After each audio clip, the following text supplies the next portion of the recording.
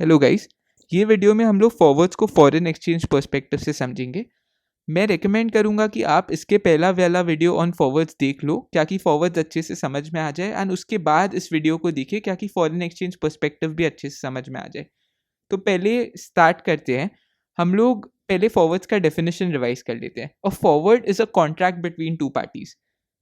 Since it is a contract between two parties, both parties are obligated to perform as per the contract.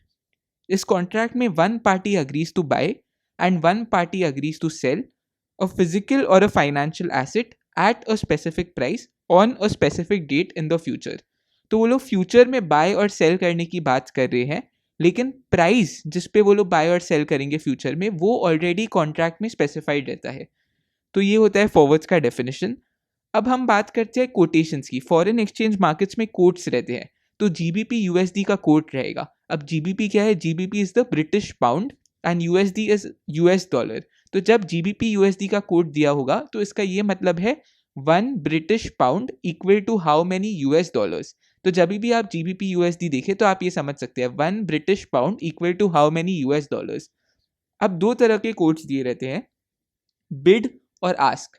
ये दोनों जो quotes है, ये याद रखना बहुत ज़रूरी है कि ये बैंक के पर्सपेक्टिव से दिए रहते हैं।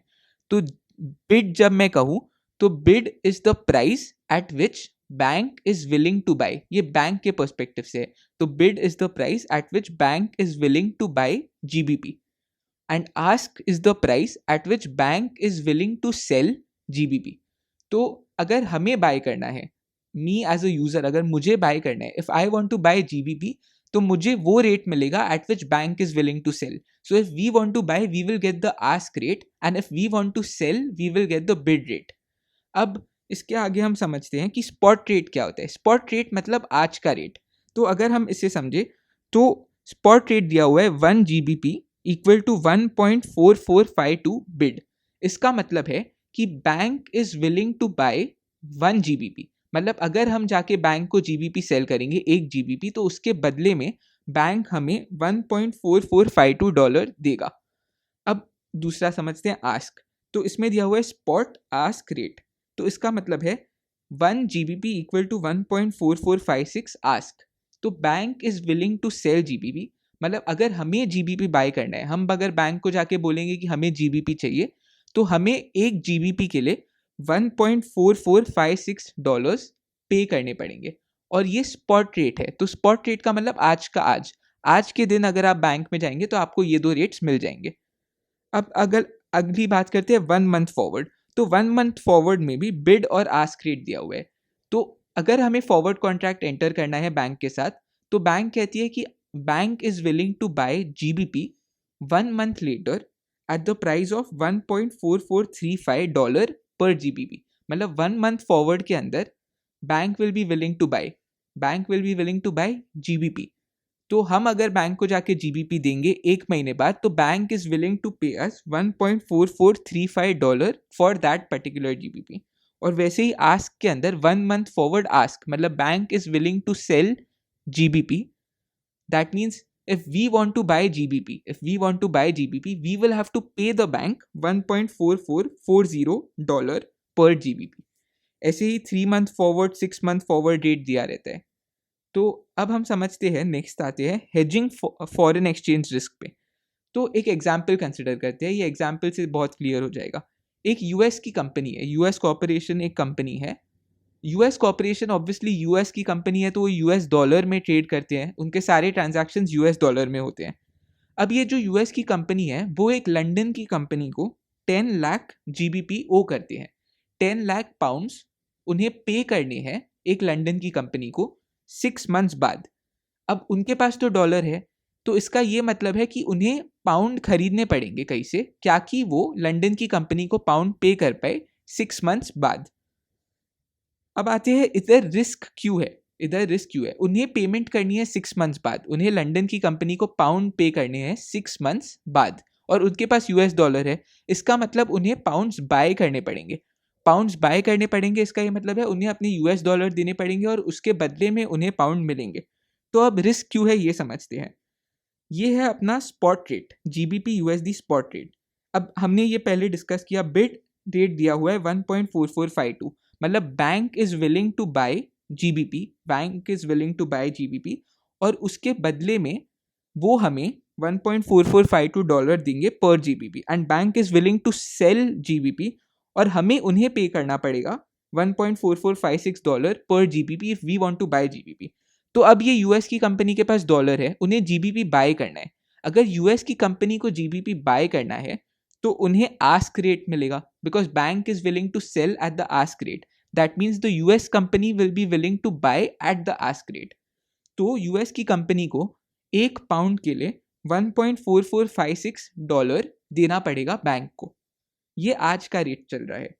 तो अगर उन्हें 10 लाख पाउंड्स खरीदने होने, मैंने कहा आपको कि एक पाउंड खरीदने के लिए उन्हें $1.4456 देना पड़ेगा। तो 10 लाख पाउंड खरीदने के लिए उन्हें 10 लाख इंटू 1.4456 पे करना पड़ेगा टू द बैंक।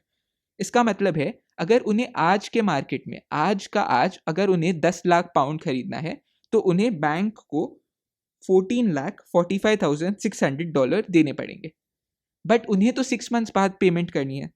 अगर उन्हें 6 मंथ्स बाद पेमेंट करनी है तो एक पॉसिबिलिटी ये हो जाती है कि 6 मंथ बाद रेट चेंज हो जाता है। तो अब हम समझते हैं कि रेट चेंज हो चुका है और अब आस्क रेट हो चुका है 1 GBP या 1 पाउंड इक्वल टू $1.5556। तो रेट बढ़ चुका है।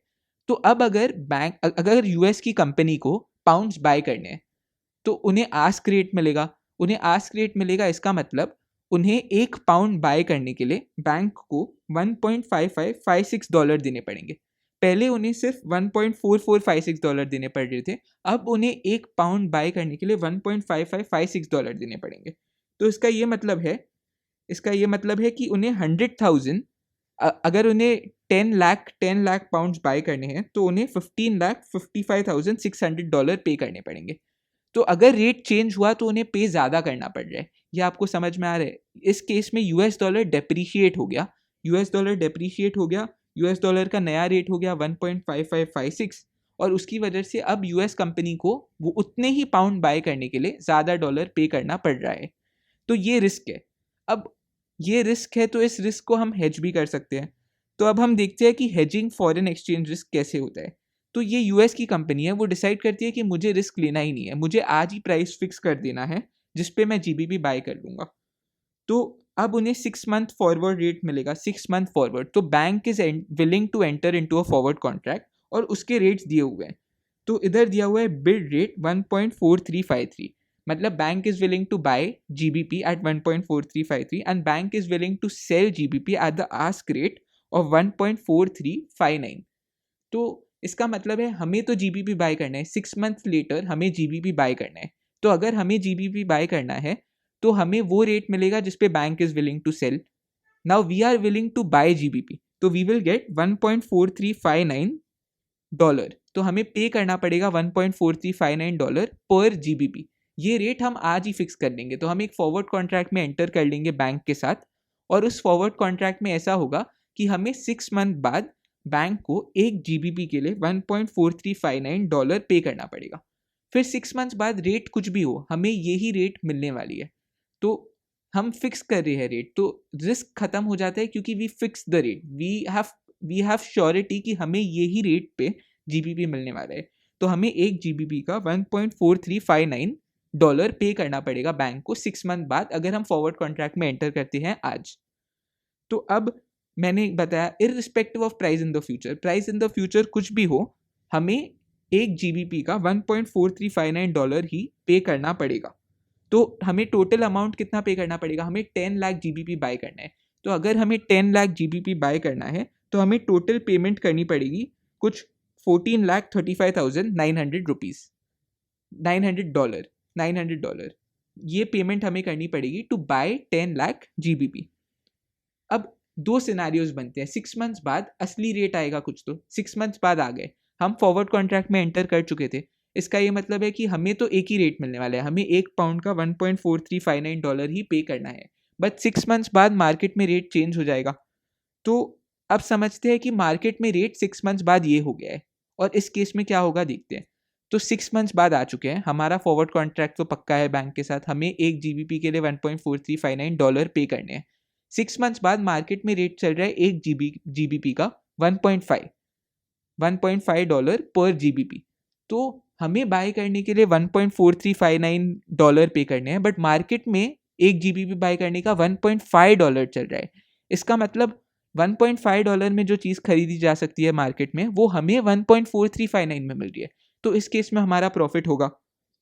अब अगर हम 10 लाख GBP बाय करना चाहते हैं, जो हमें करने हैं, तो हमें 1.5 के हिसाब से पेमेंट करना पड़ता।